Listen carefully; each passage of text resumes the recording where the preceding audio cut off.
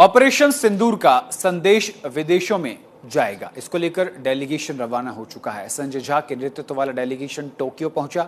Delegation जापानी विदेश मंत्री ताकेशी से मुलाकात की। डेलीगेशन ने दूतावास में अधिकारियों से बात की। भारत का ऑल पार्टी डेलीगेशन विदेश के दौरे पर है। डेलीगेशन ऑपरेशन सिंदूर का संदेश दुनिया में पहुंचा रहा है। संजय झा के नेतृत्व वाला डेलीगेशन टोक्यो पहुंचा है। वहां दूतावास में अधिकारियों से बातचीत की। साथ ही डेलीगेशन जापानी विदेश मंत्री ताकेशी के साथ बातचीत कर रहा है। हम लोगों ने जो इंडिया का केस है, जो बात है, बड़ा ही मजबूती से रखा और उन्होंने अप्रिशिएट किया इसको। दो इम्पोर्टेंट बात उन्होंने जो कहा, एक तो कहा कि टेररिज्म के खिलाफ बिल्कुल एक्शन होना चाहिए, ये खत्म होना चाहिए।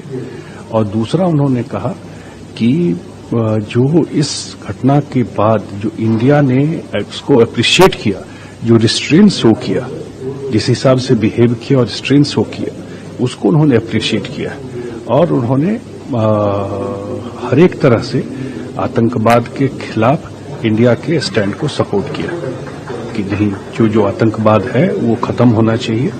और उन्होंने कहा कि जो हमारे फॉरेन मिनिस्टर हैं जयशंकर, उन्होंने भी उनको ब्रीफ किया था इस सारे चीज को लेकर के। और जापान इंडिया का एक close association, collaboration, historical relation भी रहा है। और largely appreciating India's restrain in this time of crisis. और पहलगाम की जो घटना हुई उसके लिए भी कंडोलेंस। और यूएई पहुंचा है भारतीय सर्वदलीय डेलीगेशन। आपको बता दें कि सांसद श्रीकांत शिंदे के नेतृत्व में आबू धाबी पहुंचा है डेलीगेशन। सांसद श्रीकांत शिंदे ने समकक्षों के साथ बैठक की है। यूएई में समकक्षों के साथ बहुत ही सार्थक बैठक की।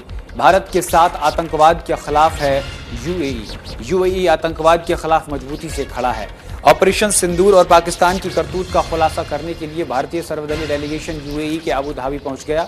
शिवसेना सांसद श्रीकांत शिंदे के नेतृत्व में डेलीगेशन यूएई के आबू धाबी पहुंचा है। प्रतिनिधि मंडल का नेतृत्व कर रहे शिवसेना सांसद श्रीकांत शिंदे ने कहा, हमने यूएई के समकक्षों के साथ बहुत ही सार्थक बैठक की। हमने रक्षा समिति के अध्यक्ष अली राशिद अल नूमी से मुलाकात की। हमने सहिष्णुता मंत्री शेख नयाहान से भी मुलाकात की। मुझे लगता है कि यूएई आतंकवाद के खिलाफ भारत के साथ पूरी प्रतिबद्धता के साथ कंधे से कंधा मिलाकर खड़ा है।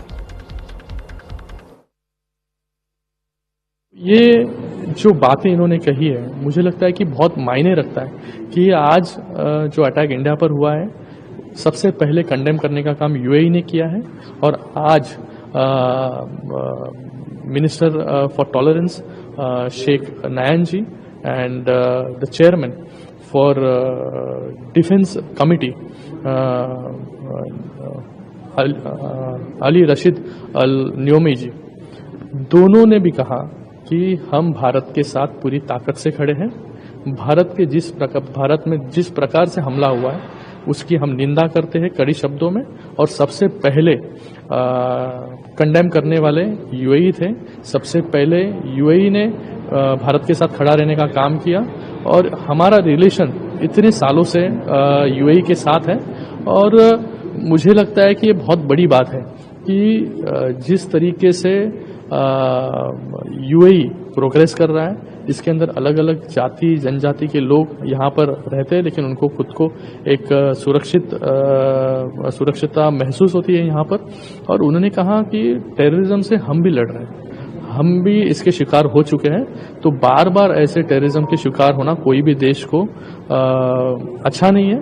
और मुझे लगता है कि अगर जियो पॉलिटिकल सिनेरियो आप देखोगे तो भारत को स्टेबल होना बहुत जरूरी है। अगर उसके आजू बाजू के देश आप देखोगे कि जियो पॉलिटिकली या इस टेररिज्म के कारण इंस्टेबिलिटी, आप अलग अलग उदाहरण ले सकते हैं यहाँ पर। तो मुझे लगता है कि भारत एक बहुत बड़ा रोल आने वाले समय में भी प्ले करेगा। तो भारत में जो टेररिज्म को बढ़ावा देने का काम जो भी नेशंस यहाँ पर कर रहे हैं उसके अगेंस्ट हम खड़े हैं, ऐसा क्लियर मैसेज आज हमें दोनों भी महानुभावों ने दिया है। तो मुझे लगता है ये भारत के लिए बहुत बड़ी बात है और एक अच्छी चर्चा पूरे डेलीगेशन के साथ, पूरे कमेटी के साथ इन सभी लोगों की हुई।